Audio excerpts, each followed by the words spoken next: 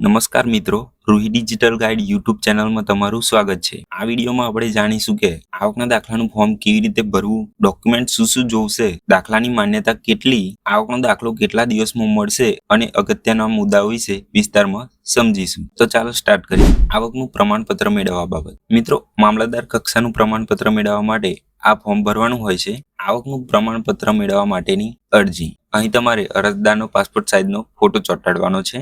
અહીં તમારે 3 રૂપિયાની કોર્ટ ફી ટિકિટ ચોંટાડવાની છે, જે તમારા જિલ્લા અને તાલુકાની કોર્ટની આસપાસ જે સ્ટેમ્પ વેન્ડર હોય અથવા તો નોટરી વકીલ કે પોસ્ટ ઓફિસમાંથી પણ મળી રહેશે। અહીં તમારે અરજદારનું પૂરું નામ, સરનામું અને તારીખ લખવાની છે। અરજદારનું નામ આધાર કાર્ડ મુજબ લખવાનું છે।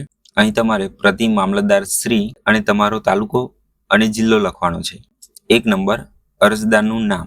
અહીં તમારે તમારું પૂરું નામ લખવાનું છે, રહેઠાણનું સરનામું। અહીં તમારે તમારા આધાર પુરાવા મુજબ તમારું પૂરું સરનામું લખવાનું છે। મૂળ વતનનું સરનામું।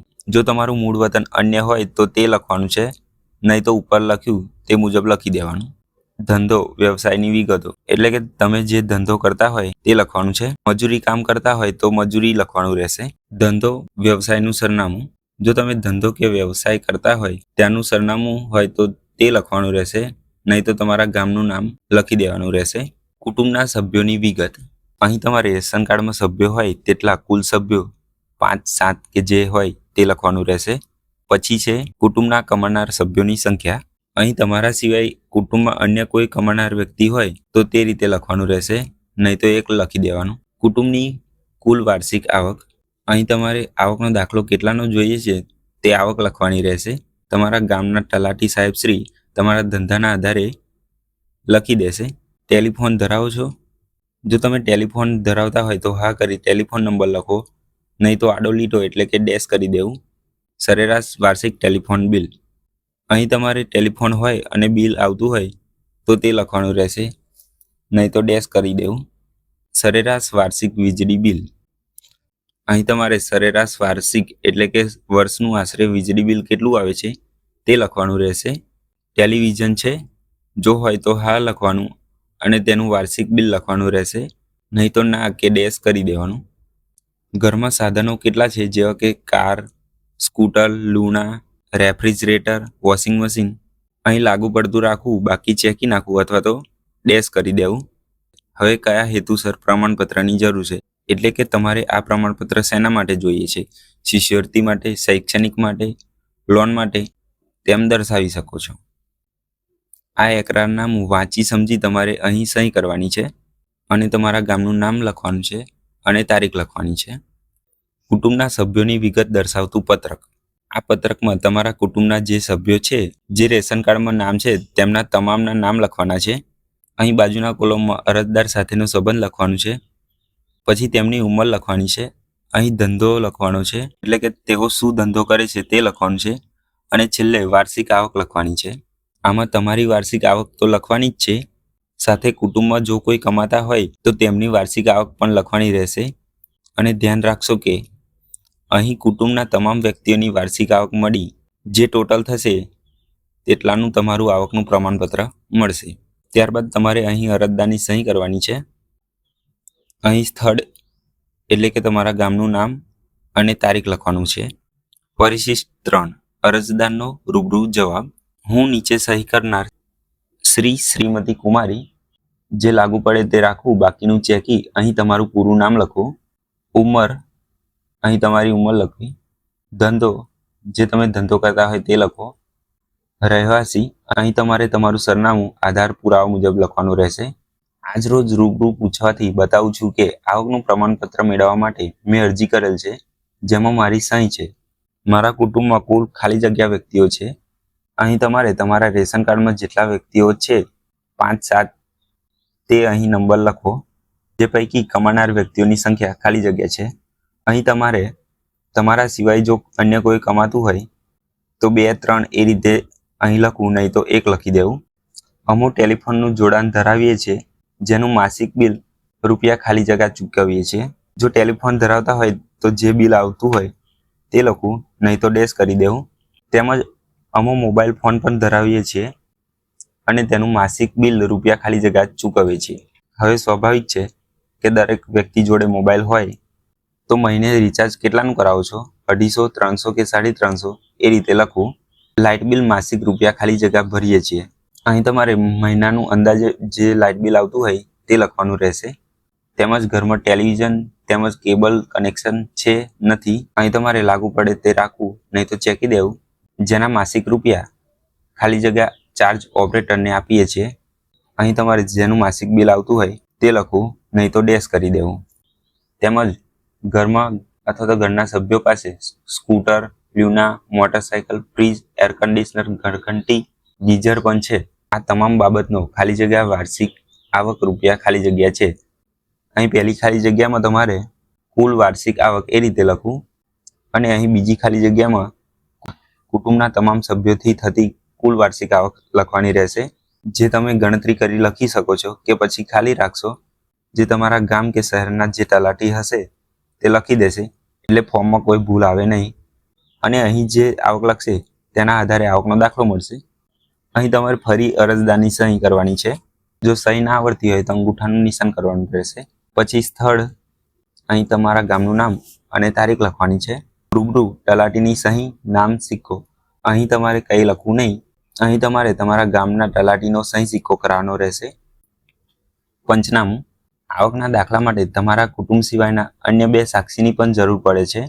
સાક્ષી એટલે કે તમને જે સારી રીતે ઓળખે છે, તમે જે આવક દર્શાવી છે તે તેઓને ખ્યાલ છે કે તમારી આવક એટલી જ છે અને તેઓ આ ફોર્મમાં સહી પણ કરશે અને તેઓ ખાતરી પણ આપશે કે તમે જે માહિતી આપી છે તે સાચી અને ખરી છે. અહીં તમારે આવકનો દાખલો કઢાવવા માટે સાક્ષીની રૂબરૂ જરૂર પડતી નથી, પરંતુ તેમના આધાર કાર્ડની નકલ આ ફોર્મ સાથે જોડવાની હોય છે. તો ચાલો આપણે જોઈએ કે પરિશિષ્ટ 4 એટલે કે પંચનામું કેવી રીતે ભરવું. પંચનામું. અહીં અનુ નંબર 1 અને 2માં સાક્ષીઓના નામ, ઉંમર, ધંધો અને વાર્ષિક આવક લખવાની છે.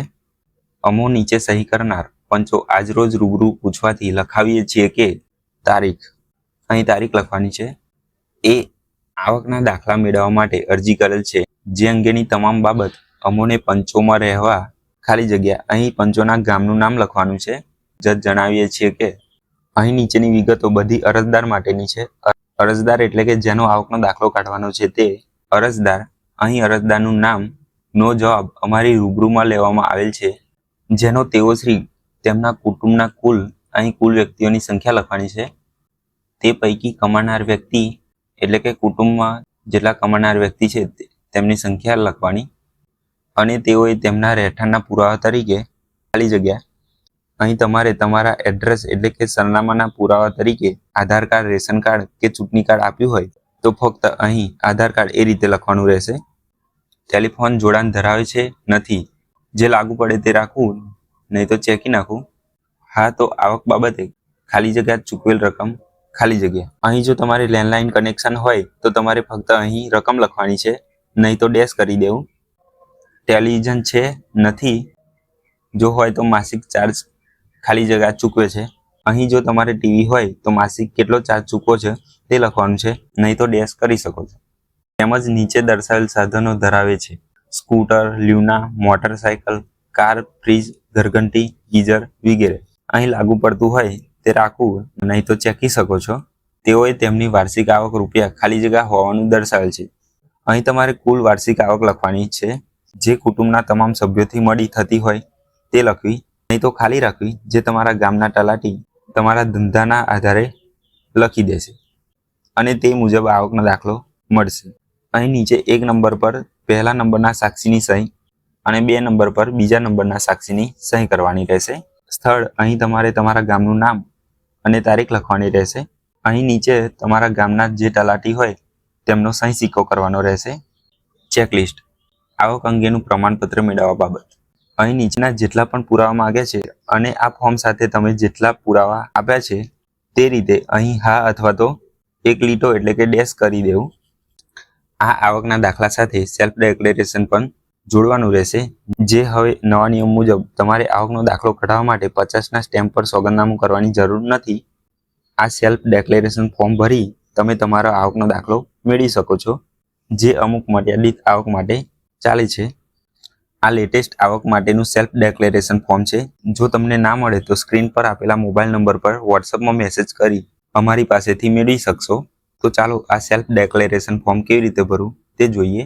આથી હું નીચે સહી કરનાર અહીં પૂરું નામ લખવાનું રહેશે, ઉંમર લખવાની, જિલ્લાના તમે જે જિલ્લાના હોય તે લખવું, ખાલી જગ્યા તાલુકાના તમારે જે તાલુકો લાગતો હોય તે લખો, ખાલી જગ્યા ગામના રહેવાસી અહીં તમારે તમારા ગામનું નામ લખવાનું રહેશે, મારા દ્વારા આપવામાં આવેલ માહિતી અને અરજી અનુસંધાને જોડેલા મારા જાણ અને માન્યતા મુજબ સાચા છે અને તેમાં કોઈ બાબત છુપાવેલ નથી અને હું જાણું છું કે ખોટી માહિતી કે દસ્તાવેજ રજૂ કરવા એ કાયદા હેઠળ શિક્ષાને પાત્ર છે અને આવા સંજોગોમાં ખોટી માહિતી કે ખોટા દસ્તાવેજના આધારે મને મળેલ લાભ રદ થવા પાત્ર છે.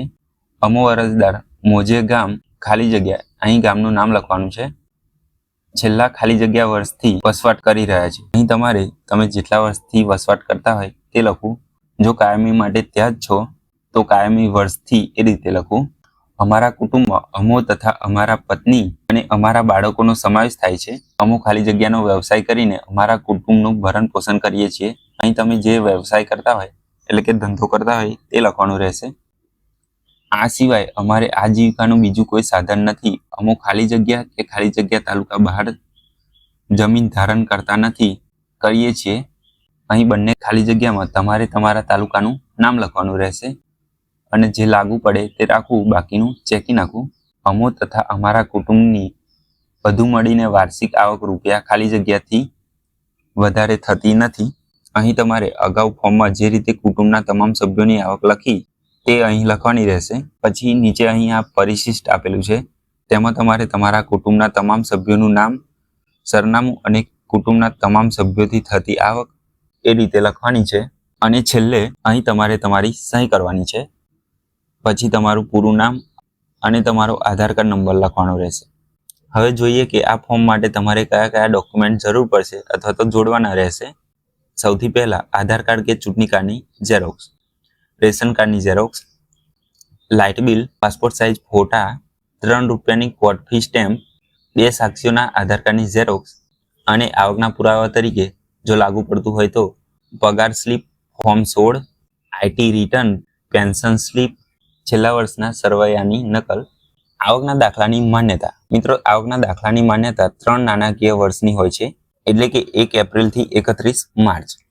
જો તમે કોઈ પણ વર્ષમાં 31 માર્ચ કે તે પહેલા આવકનું પ્રમાણપત્ર કઢાવ્યું હોય તો તે 1 એપ્રિલે 1 વર્ષ પૂર્ણ થયું ગણાય. હવે ઉપર આપેલી તમામ માહિતી કે આવકનું પ્રમાણપત્ર મેળવવા માટે જો તમને કોઈ પ્રશ્ન હોય તો તમે કમેન્ટ બોક્સમાં કમેન્ટ કરી પૂછી શકો છો. અને જો આ માહિતીવાળો વિડીયો પસંદ આવ્યો હોય તો વિડીયોને લાઇક કરો, તમારા મિત્રોને શેર કરો અને હા, આવા બીજા અગત્યના ઓનલાઈન કે ઓફલાઈન ફોર્મ વિશે તથા તમામ સરકારી યોજના કે અન્ય માહિતી મેળવવા માટે અમારી YouTube ચેનલને સબસ્ક્રાઇબ કરવાનું ભૂલતા નહીં. ધન્યવાદ.